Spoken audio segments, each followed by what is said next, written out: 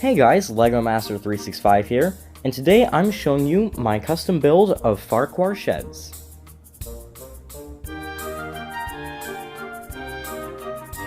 So, when I first started, I decided to go with basically drawing out the whole kind of shape of the frame. And what ended up happening was I tried a bunch of different kind of lines on it. You can kind of see the outline there. This is actually going to be the back of the door, so that way I don't have to like paint over it really. So you can see the kind of shape that I was kind of going for, like, you know, the classic Ffarquhar Sheds shape, and then a door in the middle. You can see I kind of drew a line in the middle of the door, so that way I knew exactly where I was kind of cutting to make the arc. So this went on for quite a bit of time because cutting out the door was definitely the hardest part of the whole kind of thing. And this is the first door I actually cut out of any of the 2 film boards that I bought to make this. And eventually what you can see happening after I cut the door out, which took a long time, is that even while it fit over Toby, I forgot to take into account the tracks. Look at that. We got it. We got 2. 3, baby.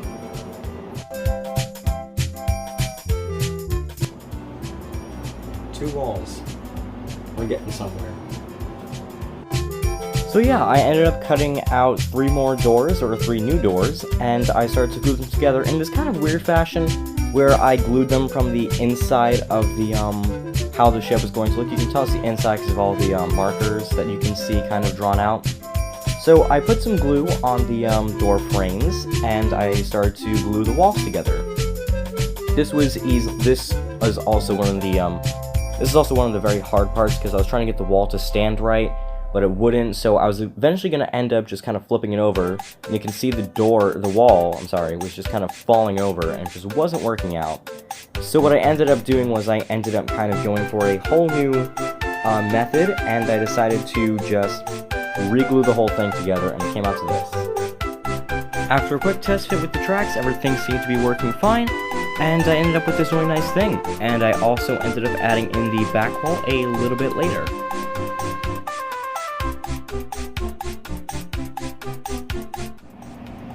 Alright, so the body, or the shell of the sheds is pretty much finished. I cut this bit out, the back wall, and now all the engines, the tracks have all been fitted, the doors have all been glued together, and everything fits perfectly. I had to do a little bit of cutting on the door frame of Thomas's shed because this is a bit too fat, and the track couldn't fit, so I had to cut a little bit, but oh, okay.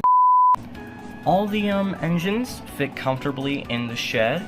Now, I know that in the TV series, these were actually open, but I'm actually going to leave them closed because I was not going to go through this whole ordeal again. And I don't know if in the Railway series they were open at the back so the engines could go through, but yeah, I'm not doing that. So the shed walls are actually 6 inches, a little bit of added length because the doors, or the walls, go a little bit into the backs. So, you know, a little bit of extra height there. Well, not height, but length. But all the engines can fit comfortably with about 1 inch or 2 of space between themselves and the walls. And yeah, everything fits nice and well. It's a pretty sturdy structure. I'm just going to wait for the glue to dry here, and then we should be good to cut out the roofs. So yeah.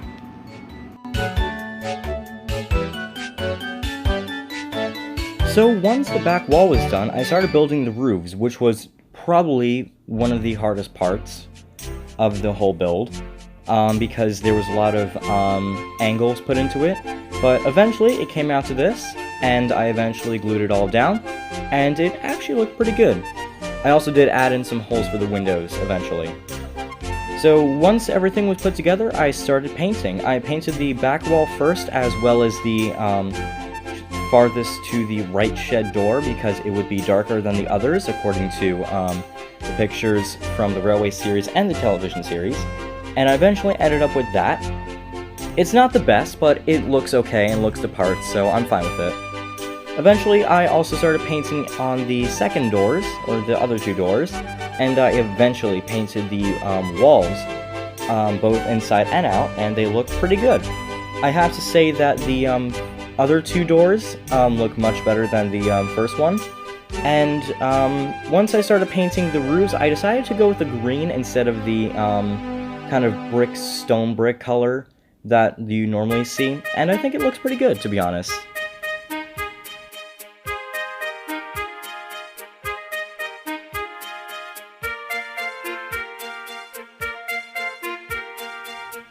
So we are now nearing the end of the build. Here you can see I painted in the last two walls, and here is what Ffarquhar Sheds came out to look like.